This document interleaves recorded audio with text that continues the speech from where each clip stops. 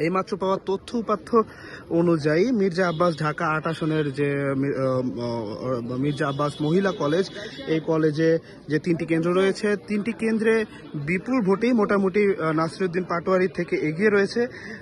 আমরা যদি একটু তথ্য বিশ্লেষণ করি তাহলে নাসিরউদ্দিন পাটোয়ারি শুধুমাত্র ৩ নাম্বার যে কেন্দ্রটি ছিল, অর্থাৎ ৩ নাম্বার কেন্দ্রে ৫১৬ ভোট পেয়ে ৫২৩ ভোট পেয়ে নাসিরউদ্দিন পাটোয়ারি এগিয়ে ছিল, যেখানে মির্জা আব্বাস ভোট পেয়েছিল ৫১৬টি, অর্থাৎ ৭ ভোটের ব্যবধানে ৩ নাম্বার কেন্দ্রে নাসিরউদ্দিন পাটোয়ারি এগিয়েছিল।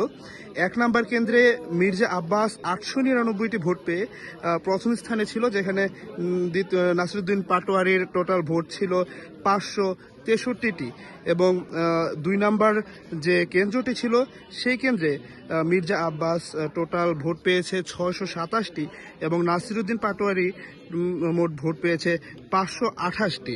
অর্থাৎ মির্জা আব্বাস সর্বমোট ৪২৮ ভোট পেয়ে নিজ কেন্দ্রে, অর্থাৎ যে কেন্দ্রে তিনি ভোট দিয়েছেন বা ভোট দিয়ে থাকেন সেই কেন্দ্রে এগিয়ে রয়েছেন, এবং এই ৩টি কেন্দ্রে আপাতত মির্জা আব্বাস বলা যায় জয়ী।